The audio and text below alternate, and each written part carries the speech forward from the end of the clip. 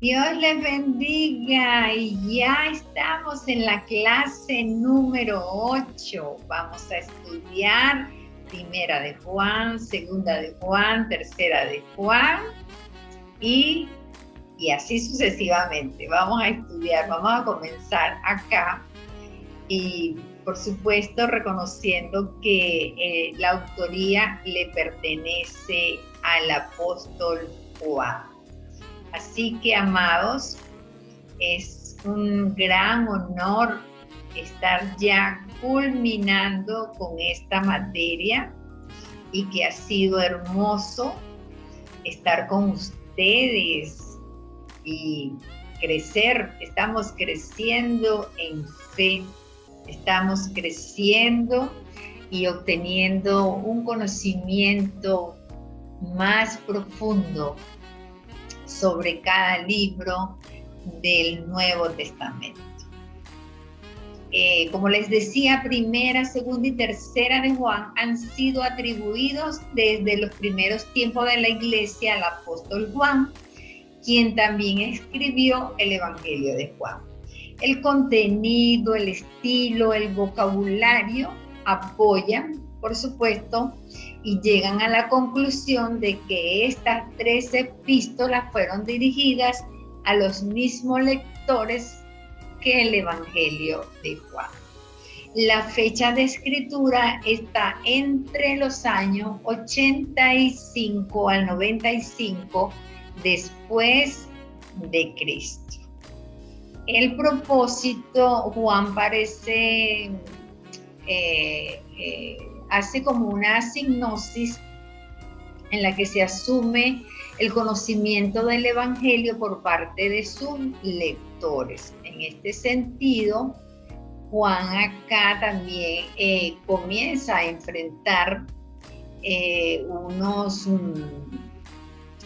unas falsas, sí, la primera epístola, exactamente la primera epístola de él, él empieza a confrontar el error del gnosticismo, los cuales se convirtió en un problema muy serio en el segundo siglo, porque esto es una filosofía que se levantaron en donde sostienen que la materia es mala y el espíritu bueno. La solución a la tensión entre estos dos era el conocimiento onoxi, a través del cual el hombre se elevaba de lo mundano a lo espiritual. En el mensaje del Evangelio, esto condujo a 2 falsas teorías concernientes a la persona de Cristo. Entonces ya aparece el docetismo, que describía a Jesús humano como un fantasma. Recuerden cómo se llama, docetismo.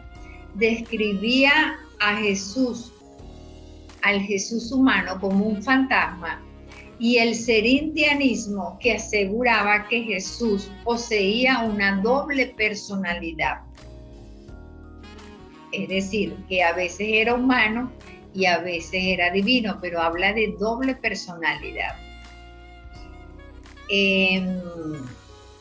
Es bueno recordar, muy bueno recordar, que Jesús fue 100% hombre y 100% Dios, pero esto no tiene nada que ver con el serintianismo, porque ellos hablan de doble personalidad. Estos términos son utilizados en la psicología cuando alguien tiene trastorno de personalidad, y esto no tiene nada que ver aquí, pero esta herejía estaba llegando pues a la iglesia. Entonces Juan tiene como propósito establecer los límites sobre el contenido de la fe y dar a los creyentes la seguridad de la salvación. De allí que nosotros pasamos a los versos claves. En Primera de Juan, capítulo 1, 9, dice de la siguiente manera: Si confesamos nuestros pecados, Él es fiel y justo para perdonar nuestros pecados y limpiarnos de toda maldad. Aquí hay un paso muy importante. Si confesamos nuestros pecados, Él nos va a perdonar. ¿Por qué? Porque Él es amor, Dios es amor. Juan siempre va a estar hablando del amor, de la fe, de la deidad de Jesús. Pero continuemos. En Primera de Juan, capítulo 3, versículo 6. Todo aquel que permanece en Él no peca. Todo aquel que peca no le ha visto ni le ha conocido. Fíjense cómo el apóstol Juan confronta. En Primera de Juan, capítulo 4, versículo 4. Hijitos, vosotros sois de Dios y lo habéis vencido, porque mayor es el que está en vosotros que el que está en el mundo. Sigue ahí Él inyectándonos fe. Y Primera de Juan, capítulo 5, verso 13. Estas cosas os he escrito a vosotros que creéis en el nombre del Hijo de Dios. Que creéis en el nombre que tiene poder, en el Hijo de Dios, para que sepáis que tenéis vida eterna y para que creáis en el nombre del Hijo de Dios. Juan sigue estando es muy persuasivo en cuanto a la deidad de nuestro Señor Jesucristo. Entonces podemos hacer como un pequeño resumen que los falsos maestros eran un gran problema. Bueno, parece que es un gran problema en todo tiempo, pero en la iglesia primitiva esto fue un gran problema en razón de que no había un Nuevo Testamento completo al que los creyentes pudieran consultar, no como nosotros pues, que hay bastante información, ya está la Biblia completa y nos enseña, mira, aquí pasó esto y todavía en estos momentos actuales se quiere repetir lo mismo, pero ya estamos avisados. Es importante. Entonces, muchas iglesias cayeron presas de estos engañadores, quienes enseñaban sus propias ideas y se erigían a sí mismos como líderes. Juan escribió esta carta para establecer la verdad sobre algunos puntos importantes, particularmente lo concerniente a la identidad de Jesucristo. Por eso yo les decía que Él siempre iba a estar insistiendo en la deidad de nuestro Señor Jesucristo. Esta carta de Juan ayudó a sus lectores a reflejar honestidad en su fe, porque en ella trata los fundamentos de la fe en Cristo. Esto les ayudó pues a responder a la pregunta: ¿somos verdaderos creyentes? ¿Qué opinan ustedes? ¿Somos verdaderos creyentes?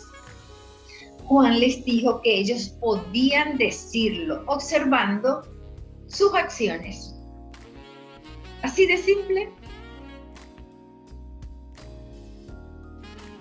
Si se amaban unos a otros, esa era evidencia de la presencia de Dios en sus vidas. Si se amaban unos a otros, estaba la presencia de Dios. Pero si ellos discutían y peleaban todo el tiempo o eran egoístas y no veían unos por los otros, entonces estaban demostrando que de hecho no conocían a Dios. Tenemos que amar a Dios sobre todas las cosas y amar al prójimo y a nuestros enemigos. El amor. Por eso él se decía el discípulo amado. Ahora bien, eso no significa que tenían que ser perfectos. De hecho, Juan también reconoció que el creer involucra el admitir nuestros pecados y buscar el perdón de Dios. El depender de Dios para limpiarnos de la culpa, así como admitir nuestras fallas contra otros y enmendarlas, era otro aspecto importante para llegar a conocer a Dios. ¿Cuán importante es esto que resalta el apóstol Juan aquí en su primera carta? Es decir, mira, fallamos, pero vamos a depender de Dios porque Él nos va a limpiar de toda culpa. Pero admitamos nuestras fallas y vamos a corregirlas. Poderoso, muy poderoso.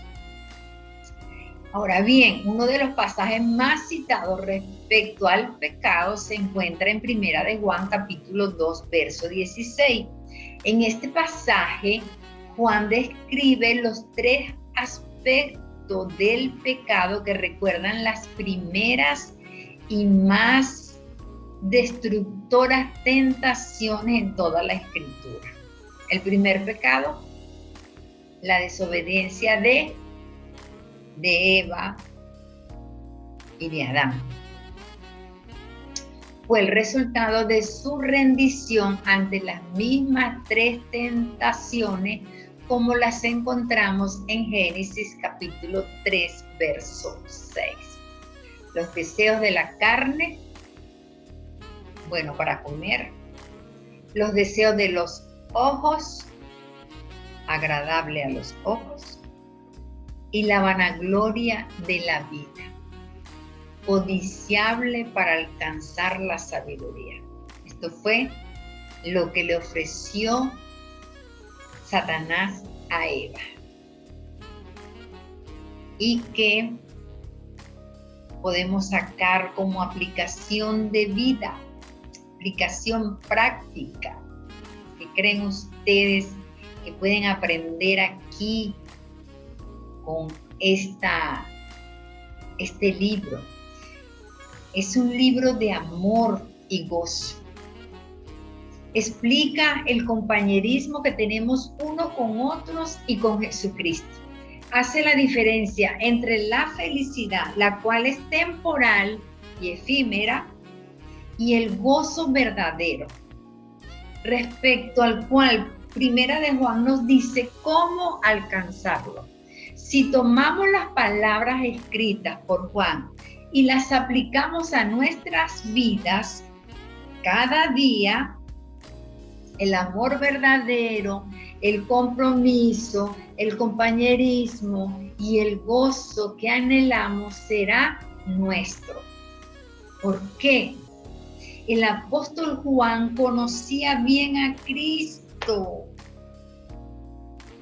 Él nos dice que todos podemos tener también esa estrecha relación con Jesucristo. Tenemos el testimonio de hombres que tuvieron un contacto directo y personal con Él. Esto lo tuvo Juan. Los escritores de los evangelios presentan su testimonio sólidamente, estructurado, por supuesto, sobre una realidad histórica. Ahora, ¿cómo se aplica esto sobre nuestras vidas? Se nos explica que Jesús vino aquí como Hijo de Dios para crear unión con nosotros basados en su gracia, misericordia, amor. Todo esto nos enseña aquí en la primera carta y en todo lo que escribió Juan. su amor, su aceptación. Son tantas las veces que Juan siempre él nos va a estar hablando del amor de Dios, que siempre está cercano. Pero Juan nos está diciendo que Jesús está aquí justo, aquí mismo con nosotros.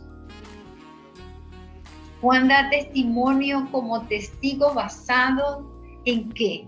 En sus experiencias personales, así como les comenté de Pedro.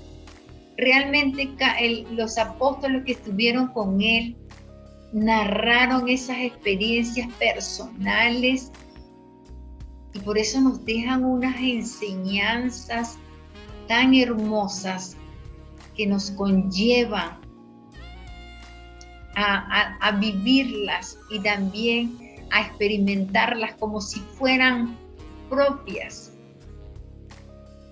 Entonces esto significa que Cristo vino a vivir con nosotros, Él aún vive en nosotros y nos enseña pues que esta verdad la pongamos en práctica. El Señor va a santificarnos, por supuesto nos manda a que tengamos una vida santa, pero Él lo va a añadir y nos va a hacer más semejantes a Él.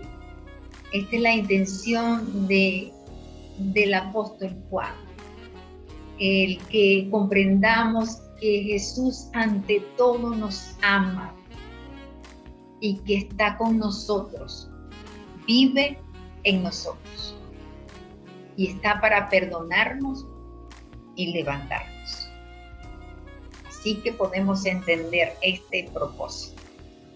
En el segundo libro de Juan, dijimos, ¿verdad?, que la tradición de los primeros días de la iglesia establece que el autor fue el apóstol Juan. En cuanto a la fecha, está entre el 85 al 95 después de Cristo. El propósito de la escritura del segundo libro de Juan es una súplica urgente. Fíjese cómo lo presenta aquí. Es una súplica urgente para que los lectores de la carta de Juan mostraran su amor por Dios y por su Hijo Jesús, obedeciendo el mandamiento de amarse unos a otros y viviendo sus vidas en obediencia a las Escrituras. El segundo libro de Juan es también una fuente de amor. Él siempre va a mostrar el amor de Dios, pero también nos va a hacer una advertencia para permanecer alertas ante los engañadores, quienes estaban diciendo que Jesús realmente no resucitó en la carne. Es cierto, no esto que dice acá. Yo digo que es cierto que Juan presenta a nuestro Señor Jesucristo, a su deidad, y presenta el amor, que permanezcamos unidos a Él en el amor de Él y que nos amemos los unos con los otros. Pero también hace sus advertencias de que se esté muy pendiente a todos estos que se levantan como líderes para venir a engañar al pueblo y decir que Jesús no había resucitado en la carne. Y si leemos todos los evangelios, el mismo Jesús cuando se presenta muestra sus heridas, come, bebió, Entonces, hay evidencia, está escrito. Así que vamos a los versos clave. Segunda de Juan 6. Y este es el amor, que andemos según sus mandamientos. Este es el mandamiento, que andéis en amor, como vosotros habéis oído desde el principio. Por eso les he recalcado que la temática principal de él es el amor, que nos amemos los unos con los otros, que amemos a Dios. Segunda de Juan 6. Y este es el amor, que andemos según sus mandamientos. Lo estoy repitiendo. Este es el mandamiento, que andéis en amor. Se los estoy repitiendo. Como vosotros habéis oído desde el principio.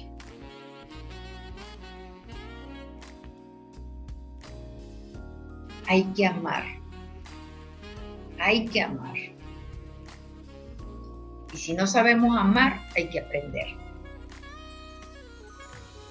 Las escrituras nos van a enseñar, Dios va a depositar, va a sanar toda herida, todo lo que haya venido desde que fuimos formados en el vientre de nuestra madre, en la niñez, todo lo que haya venido en contra. Dios ya nos ha demostrado que nos ama. De allí que tenemos que tener identidad.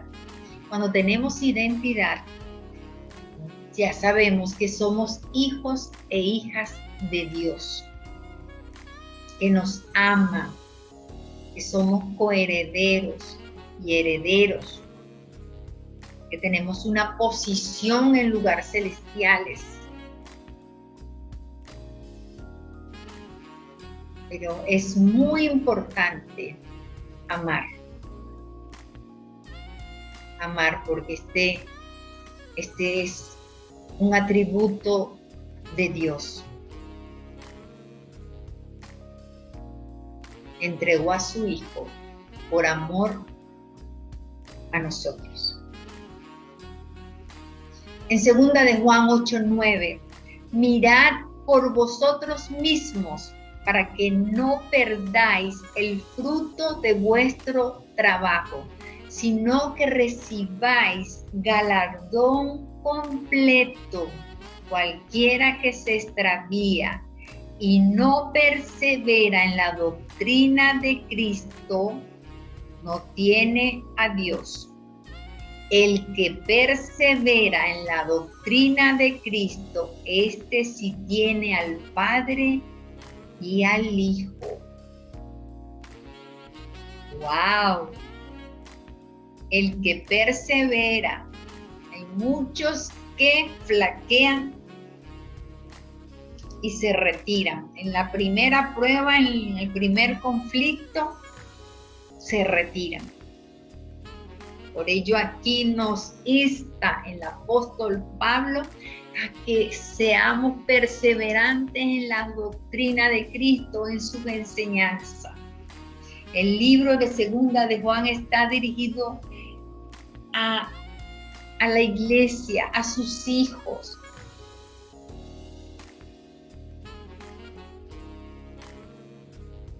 En aquellos días, ¿saben?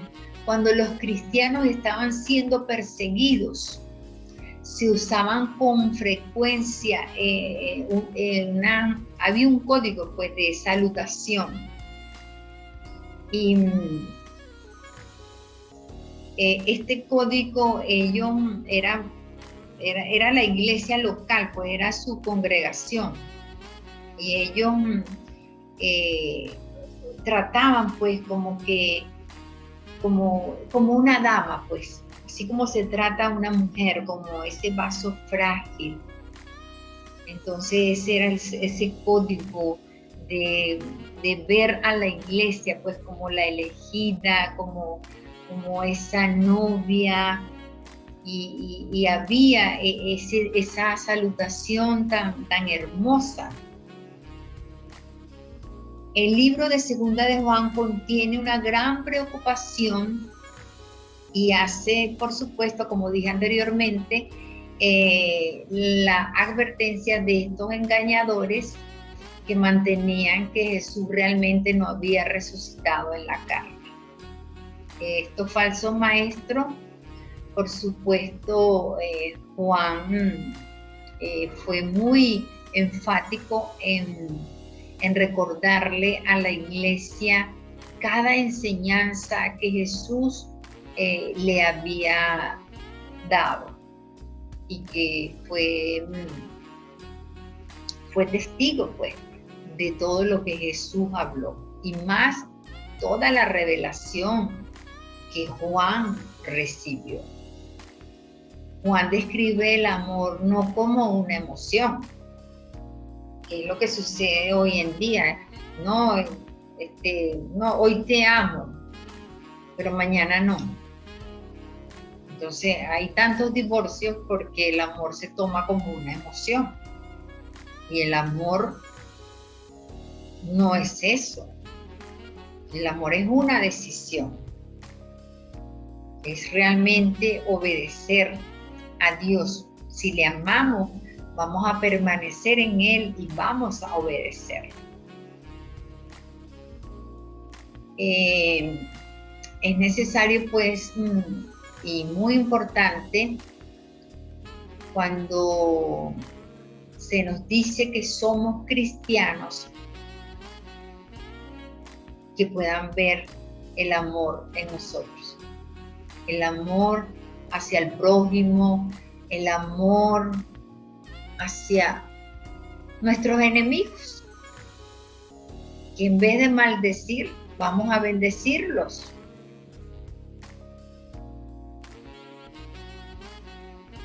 Porque una de las áreas más poderosas que utiliza Satanás es el engaño. Y tenemos que estar muy, muy atentos. Entonces, cuando nosotros amamos a Dios y nos amamos los unos a los otros, estamos cumpliendo ese deseo que tiene Dios en su corazón.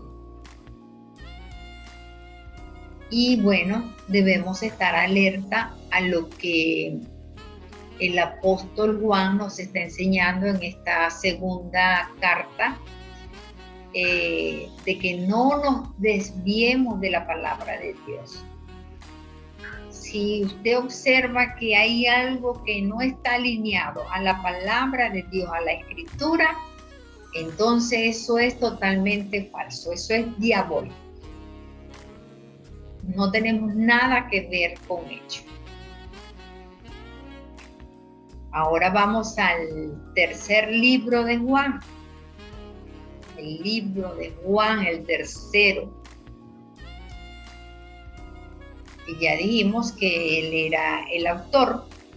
La fecha de escritura, entre el año 85 y 95 después de Cristo. El propósito de Juan al escribir esta tercera epístola, primero él escribe para elogiar y animar a su amado colaborador Gayo, ese es el nombre, Gayo, en su ministerio de hospitalidad hacia los hermanos viajeros, quienes iban de un lugar a otro para predicar el evangelio de Cristo. Segundo, indirectamente él advierte y condena la conducta de Diótrefes, un líder dictatorial quien se había enseñoreado de una de las iglesias en la provincia de Asia y cuyo comportamiento era totalmente opuesto a todo lo que el apóstol y su evangelio enseñaban. Tercero, él elogiaba el ejemplo de Demetrio, cuyo buen testimonio fue avalado por todos. Qué importante es dar buen testimonio, porque cuando uno tiene un buen testimonio, la gente lo va a decir. Y hasta nos van a querer imitar, como decía el apóstol Pablo. Que sean imitadores de mí como yo soy imitador de Cristo.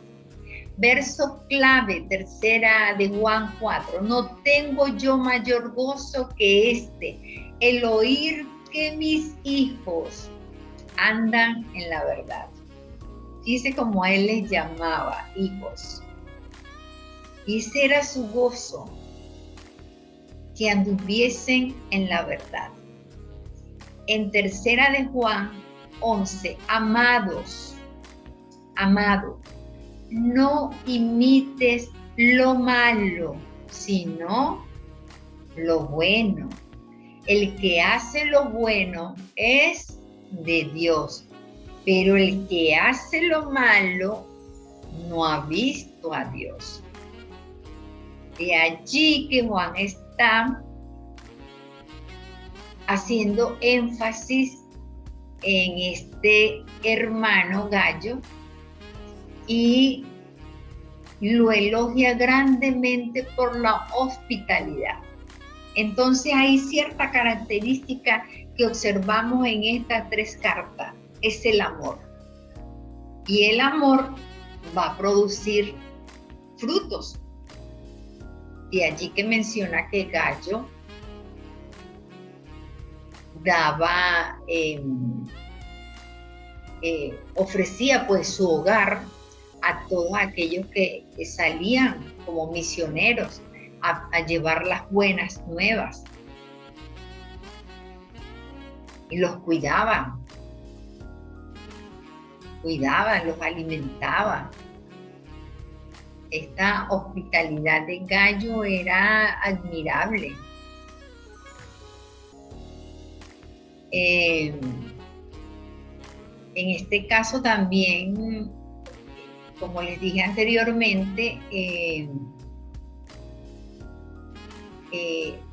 hay algo importante aquí que estoy recordando, que también hacían circular de una forma de malicia, hacían circular calumnia en contra de Juan. Uno de estos líderes, como Diótrefes, que se apoderó del liderazgo de la iglesia, entonces, ¿saben cómo lo hizo? Hablando mal de Juan. ¿Alguna coincidencia? Empezó a hablar mal de Juan, a inventar cosas, a calumniarlo.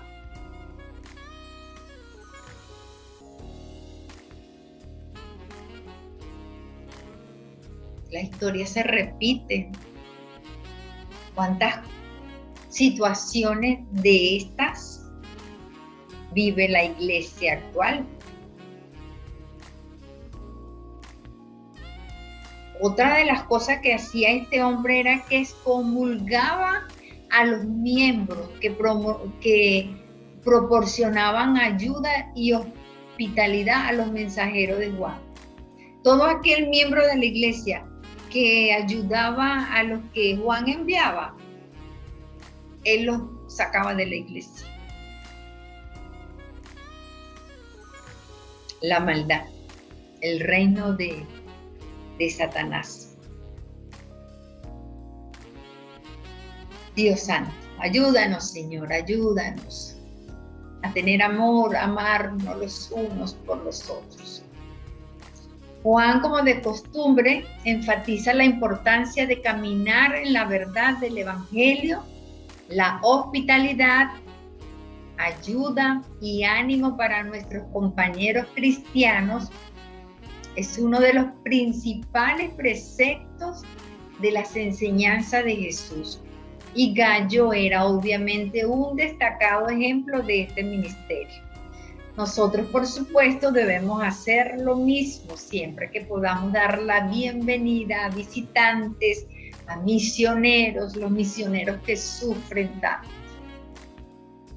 Yo admiro a los misioneros, a los predicadores, a los extranjeros.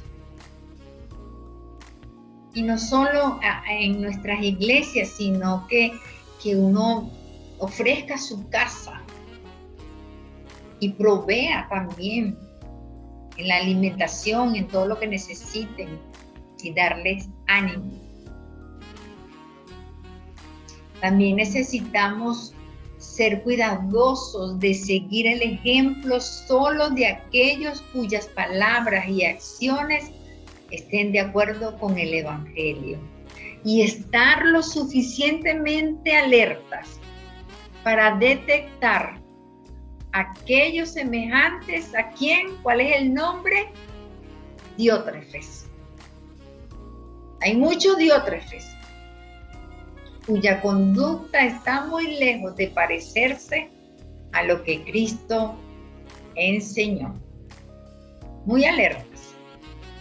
Hay muchos que abusan. Así que ahora vamos con Judas. El autor de Judas, en el 1, identifica el autor de este libro como Judas, hermano de Jacobo. Recuerden que era Santiago. Es probable que se refiera a Judas, el medio hermano de Jesús, así como Jesús tuvo también un medio hermano llamado Jacobo, que es Santiago. Esto está reseñado en Mateo capítulo 13, 55. También es probable que Judas no se identifique a sí mismo como hermano de Jesús a causa de su humildad y de la reverencia por Cristo. Si él vio la grandeza y la deidad que es como que dijo, no, reconozco que yo no soy nada, no soy nada. La fecha de escritura del libro de Judas está estrechamente relacionado con el libro de Segunda de Pedro. La fecha de la escritura de Judas depende de si Judas utilizó el contenido de Segunda de Pedro o Pedro usó el contenido de Judas cuando escribió Segunda de Pedro. Entonces el libro de Judas fue escrito entre el 60 al 80 después de Cristo. Propósito de la escritura. Vamos a ver. El libro de Judas es un importante libro para nosotros. ¿En qué sentido? Porque está escrito para el final de los tiempos, para el final de la era de la iglesia. La edad de la iglesia comenzó ¿cuándo? En el día de Pentecostés. Judas es el único libro dedicado totalmente a la gran apostasía. Judas escribe que las malas obras son la evidencia de la apostasía y él nos exhorta a contender por la fe, porque hay cizaña entre el trigo. Recuerden que el trigo y la cizaña crecen juntos, se parecen mucho. Los falsos profetas están en la iglesia y los santos están en peligro. Entonces Judas es un libro pequeño, pero muy importante y digno de estudiarse, escrito para los cristianos de hoy en día. Es pequeña, pero qué importante, cuán importante. Verso clave, Judas 3. Amados, por la gran solicitud que tenía de escribiros acerca de nuestra común salvación, me ha sido necesario escribiros exhortándoos que contendáis ardientemente por la fe que ha sido una vez dada a los santos. Esta versión, porque dice escribiros, la otra versión dice, amados, por la gran solicitud que tengo de escribirles acerca de nuestra común salvación, esto es la Biblia textual, para señalarles, pues, porque dice escribiros y en el otro dice les he escrito. Judas 17 y el 19 dice, pero vosotros, amados, tened memoria de las palabras que antes fueron dichas por los apóstoles de nuestro Señor Jesucristo, los que os decían, en el postrer tiempo habrá burladores que andarán según sus malvados deseos. Estos son los que causan divisiones, los sensuales que no tienen al Espíritu. Un verso clave muy importante. Y Judas 24:25, y aquel que es poderoso para guardarlos sin caída y presentarlos sin mancha delante de su gloria con gran alegría al único y sabio Dios, nuestro Salvador, sea gloria y majestad, imperio y potencia, ahora y por todos los siglos. Amén. Él está aquí reafirmando que seremos guardados. El que es poderoso, nuestro Señor Jesucristo, para presentarnos sin mancha. Gloria a Dios por ello. Entonces, de acuerdo con el verso 3, Judas estaba ansioso de escribir acerca de nuestra salvación. Sin embargo, él cambia el tema para abordar al tener que contender por la fe.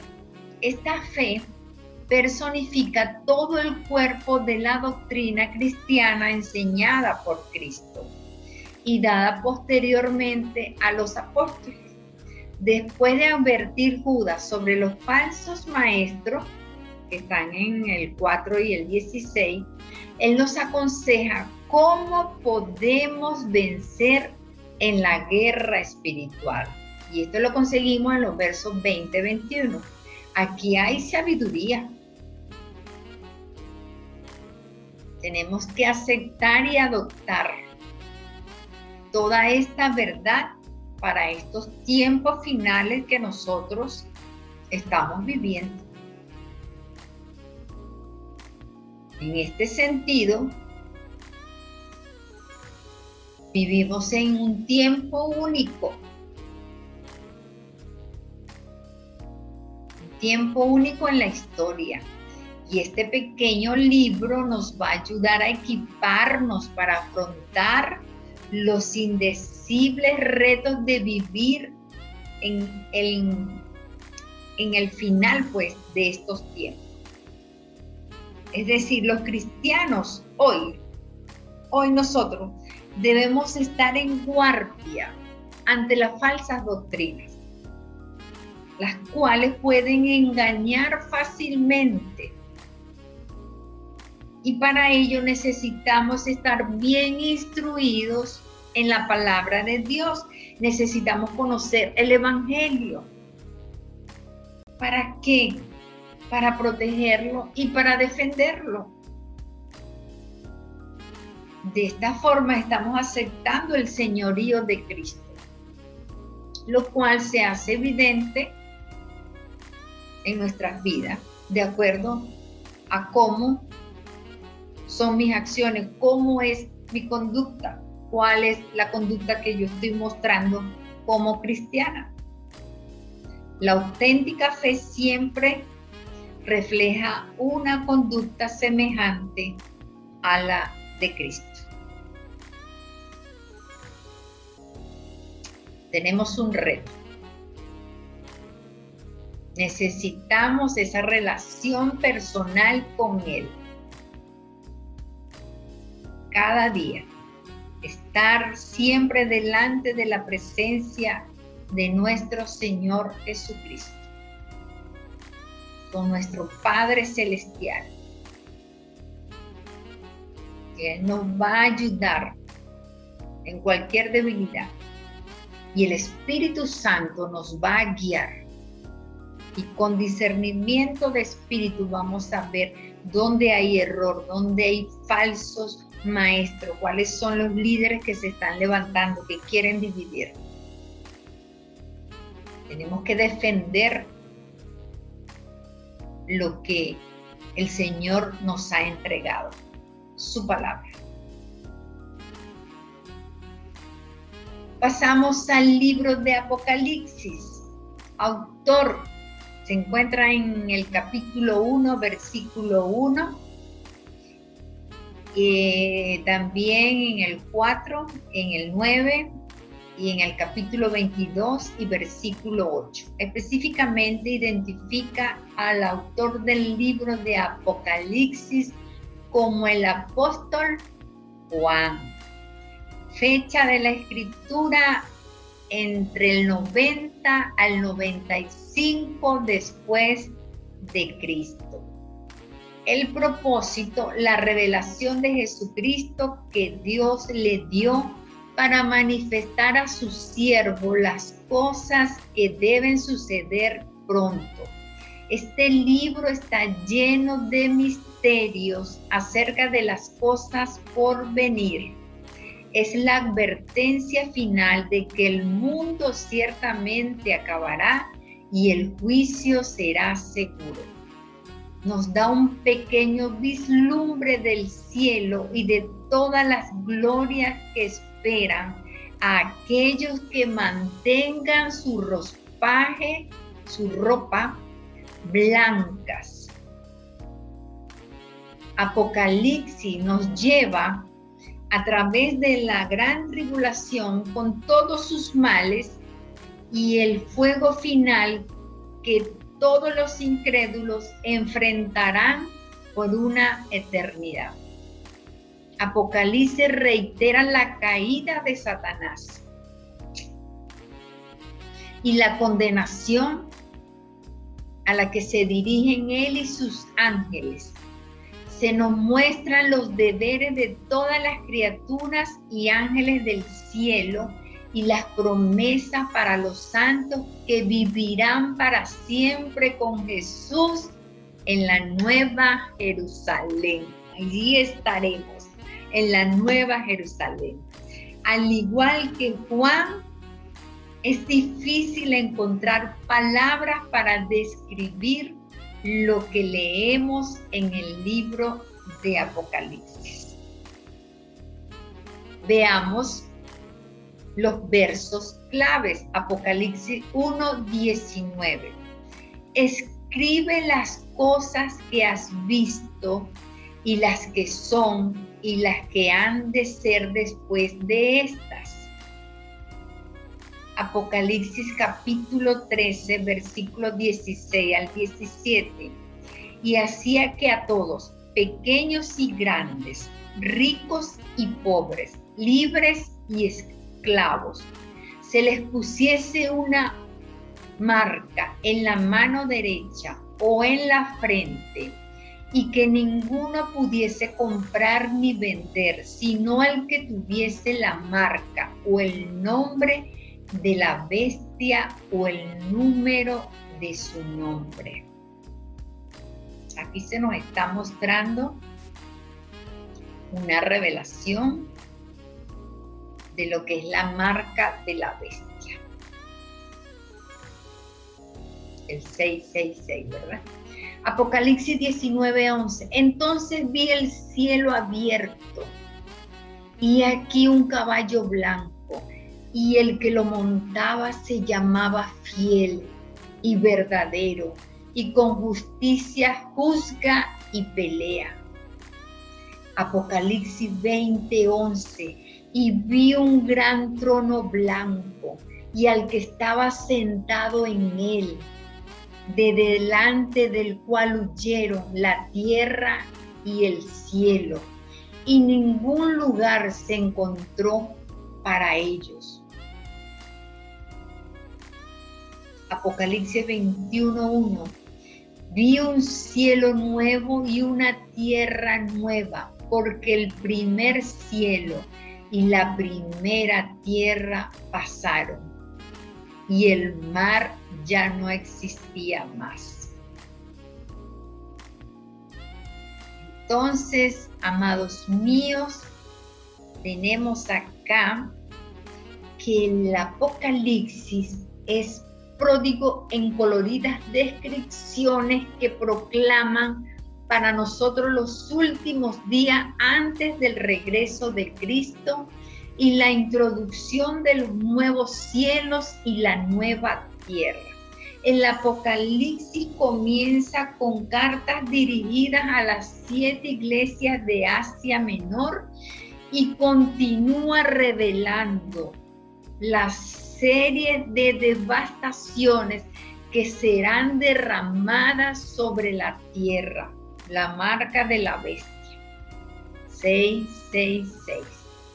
La decisiva batalla de Armagedón, la atadura de Satanás, el reino del Señor, el juicio del gran trono blanco y la naturaleza de la eterna ciudad de Dios. Las profecías concernientes a Jesucristo son cumplidas y un llamado a su señorío como conclusión nos asegura que Él regresa pronto. El libro de Apocalipsis es la culminación de las profecías acerca del final de los tiempos, comenzando con el Antiguo Testamento, la descripción del anticristo. Aquí lo describe completamente. Hace una descripción muy interesante. Por ello, debemos estudiarlo, porque muchos sostienen, no, ¿para qué yo voy a leer Apocalipsis si es tan difícil de entenderlo? Porque claro, hay mucha simbología, pero sí podemos detallar cada versículo. Podemos detallarlo y ver cuál es el significado que tiene. Entonces les decía que la descripción del anticristo mencionado en Daniel capítulo 9, 27 es ampliamente detallada en el capítulo 13 de Apocalipsis. Aparte de Apocalipsis, los ejemplos de literatura apocalíptica en la Biblia se encuentran en Daniel capítulos 7 y 12. ¿Ustedes recuerdan cuando vimos la materia que nos dio la doctora Keila, que exactamente fue el libro de Apocalipsis? Y ella nos mostraba la relación que había entre Daniel y Apocalipsis. En este caso, Daniel capítulo 7, 12, Isaías capítulo 24, 27, Ezequiel capítulo 37, 41 y Zacarías capítulo 9, 12. Estoy mencionando todas estas escrituras porque estas profecías se encuentran reunidas en el libro de Apocalipsis. ¿Cuál será la aplicación que podemos tener acá con este libro? ¿Has aceptado a Jesucristo como tu Salvador? Si lo hiciste, no tienes nada que temer del juicio de Dios que vendrá sobre el mundo entero, como se describe en el libro de Apocalipsis. El juez está de tu parte. Antes de que comience el juicio final, Debemos testificar a amigos, familiares y vecinos acerca de esta oferta, de este regalo que Dios está ofreciendo a través de la vida de Cristo, esta vida eterna que nos dio nuestro Señor Jesucristo. Los eventos en este libro son reales. Debemos vivir nuestras vidas como verdaderos creyentes.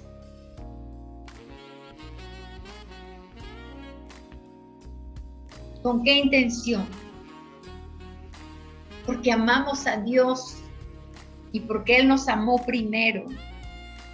Y como le amamos, le queremos obedecer.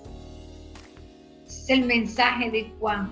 Vamos a amarle, vamos a obedecer sus mandamientos. No vamos a pisotear la sangre de Cristo. Entonces vamos a tener gozo acerca de nuestro futuro. Y así nos vamos a reunir todos en esta gloriosa ciudad que el Señor va a preparar para todos los que hemos creído, los que somos obedientes, los que no hemos manchado nuestra vestidura. Si alguno no está rindiendo cuentas a Dios, bueno, este es el momento de ponerse al día con el Señor. Que nuestro ropaje esté blanco, blanco. Así que podemos decir, oh Jesús, ven pronto. Pero prediquemos la palabra del Señor.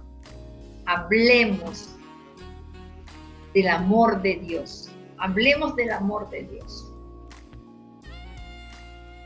Muchas veces hay muchos que mandan la gente al infierno sin primero presentar el amor de Dios.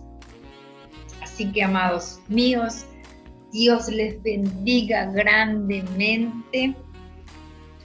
Sigan, siempre les insto a seguir profundizando en la palabra del Señor y que no teman, porque Dios está con nosotros y siempre no va a permitir, pues, si Él conoce nuestras debilidades, nos va a ayudar, nos va a sostener, pero es importante ser obedientes y decirle a esta carne, sujétate, carne, sujétate, andemos en el Espíritu, vivamos en el Espíritu.